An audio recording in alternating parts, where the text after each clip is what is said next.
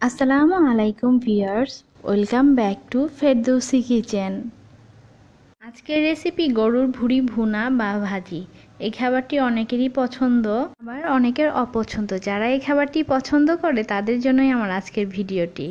আজকে আপনাদের সাথে শেয়ার করব গরুর ভুঁড়ি কিভাবে প্রসেস করে ডিপ ফ্রিজে রেখে দিলে যে কোনো সময় ইচ্ছা এটি বের করে খাওয়া যাবে। এখানে 1 কেজি পরিমাণ ভুঁড়ি নিয়েছি। একে একে মশলাগুলো দিয়ে নিব।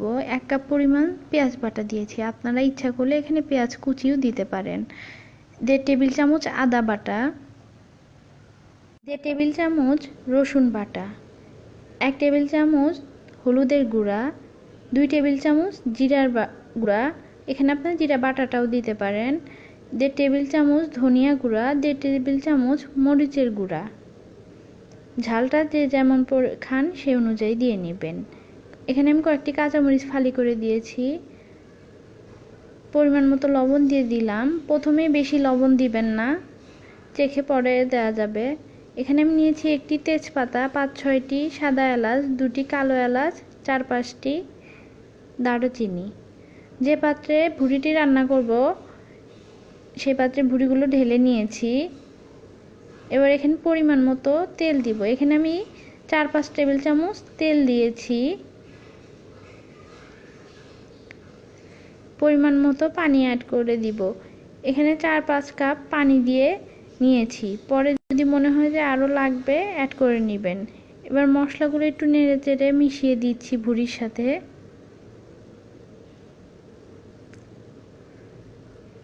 এবার চুলায় এটি জালের জন্য বসিয়ে দিলাম।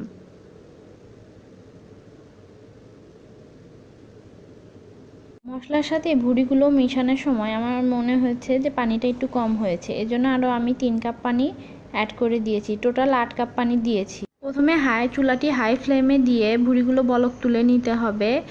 এরপর হাই আর মিডিয়ামের মাঝামাঝি রেখে 45 থেকে 50 মিনিট ভুঁড়িগুলো জাল দিতে হবে।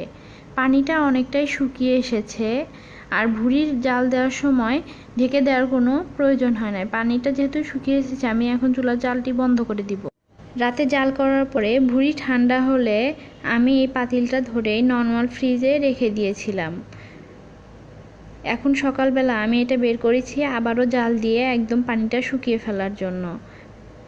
দেখেন ভুঁড়ির উপরে অনেক তেল জমেছে, এগুলো ফেলে দেওয়ার দরকার হয় না। ভুঁড়িতে তেল না থাকলে ভুঁড়িটা মজে না। ভুঁড়ি এক জালে খেতে একদমই ভালো লাগে না, এর জন্য দুইবার জাল দিয়ে ভুঁড়িতে যে পরিমাণ পানি আছে সেটা শুকিয়ে নিলেই ভুঁড়িটা খেতে আমার কাছে বেশি মজা লাগে। আমি সবসময় ভুঁড়ি এভাবেই রান্না করি। চুলার আঁচটি হাই আর মিডিয়াম ফ্লেমে রেখে আমি ভুঁড়ির পানিগুলো শুকিয়ে নিচ্ছি। এ পর্যায়ে আপনারা ভুঁড়িতে লবণ ঝাল ঠিক মতো হয়েছে কি না সেটাও চেক করে নেবেন। তার সাথে আরও দেখবেন যে ভুঁড়িটা ঠিকঠাক সিদ্ধ হয়েছে কি না। ভুঁড়ি রান্নার এই প্রসেসটি আমি আমার আম্মুর কাছ থেকে শিখেছি। সবসময় এভাবেই রান্না করে। এ পর্যায়ে যেহেতু ভুঁড়ির পানিটা একদমই কমে গেছে, চুলার আঁচটি লো আর মিডিয়ামের মাঝামাঝি রেখে মাঝে মাঝেই ভুঁড়িটা একটু নেড়ে দিতে হবে, না হলে মশলাগুলো নিচে লেগে যেতে পারে। আর 2-1 মিনিট জাল হলেই আমি এটা নামিয়ে নিব। পানিটা একদম গায়ে গায়ে লেগে গেছে।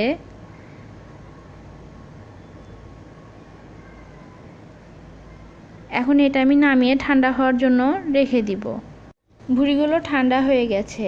এখন এগুলো আমি একটা বক্সে তুলে ডিপ ফ্রিজে রেখে দিব।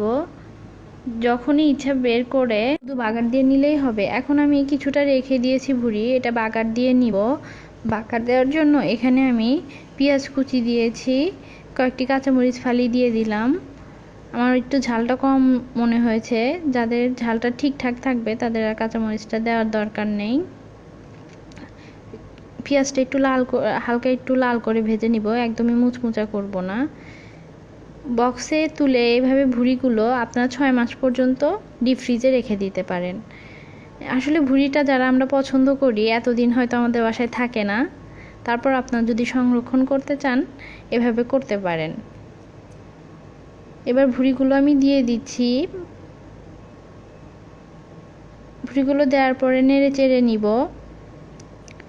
আমি ভুঁড়িটা বেশিটা মুচমুচা করব না, হালকা একটু গ্রেভি ভাব রাখবো।